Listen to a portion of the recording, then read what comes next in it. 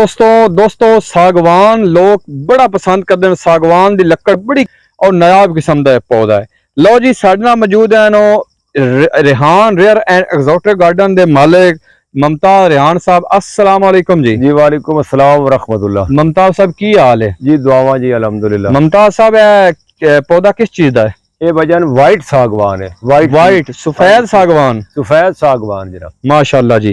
ते ये कितनी उम्र का हो गया? ये ऐसे मार्च में चला है जमीन च तकरीबन हाई फुट दा ही पौधा। वाह जी वाह, बड़ा तेज ना ग्रोथ हो रही। हाँ जी ये सागवान जड़ा ना वाइट सागवान 6-7 साल जवान जाता। रेड सागवान थोड़ा जा टाइम मैच्योर होने च लेंदा वो 10-12 साल तक ठीक हो गया। बर्मा दा ये बर्मा सागवान दी की हकीकत है? सागवान की चीज है? ये लकड़ी के इस्तेमाल होती है? लकड़ी जनाब जेड़ा रेड सागवान है दूसरा जी जी उस दी लकड़ दा इस्तेमाल होंदी है उसके बेरी ज्यादा जो बाकी पानी सदियां पई रहे ते लकड़ी खराब नहीं होंदी।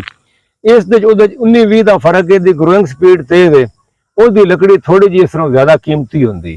लेकिन ये भी सागवान है वाइट सागवान ये ग्रोइंग स्पीड जी 5-6 साल जवान हो जाता। ਇਹਦਾ पत्ता छोटा जिहा है? ਇਹਦਾ छोटा होंदा रेड दा जेड़ा उसका पत्ता चौड़ा होंदा। ठीक हो गया। हाँ जी वैरायटी ये भी बर्मा दी। अच्छा ये पौधे केड़े महीने लगदे ने? तुसी डिमांड जल्दी पूरे करने वास्ते ये वाइट सागवान जेड़ा ना पलूनिया तो भी तेज चलदा। अच्छा हाँ जी ये प्लूनिया की चीज है? पलूनिया भी एक दरख्त है वो मैं आम लोग तो पीछे चले लेकिन मैं तुम एक पॉपुलर दी एक वैरायटी समझदा कि पॉपुलर जैसी लकड़ी होंदी। ये सागवान ये हार्डवुड ट्री चाहता है। इसकी लकड़ी मजबूत होंदी पक्की होंदी। ठीक हो गया जी। ਇਹਦੇ पौधे किस मास लगदे ने? इसके पौधे फ्रांच सेटल पौधे सारा साल लग सकते हैं कोई मसला नहीं ना।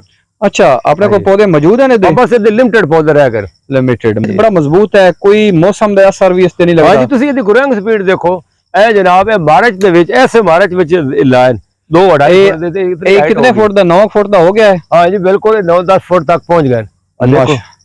माशाल्लाह जी। मुमताज साहब पौधे लेने वास्ते अगर कोई फार्मर थोड़े ना कस्टमर राब्ता करना चाहता है तो नंबर दे दियो। 0300 465 6578।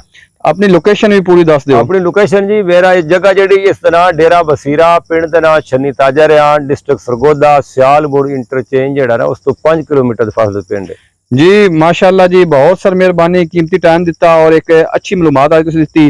दोस्तों मिलते हैं नई वीडियो चाहते हो इजाजत इस वीडियो शेयर करना साडे चैनल को सबसक्राइब कर लेना साडे फेसबुक पेज को लाइक फॉलो जरूर करना है। मजीद ऐसियां मालूमातां वाली वीडियो तुहाडे कोल आंदी रहसन। दिओ इजाजत अल्लाह हाफिज।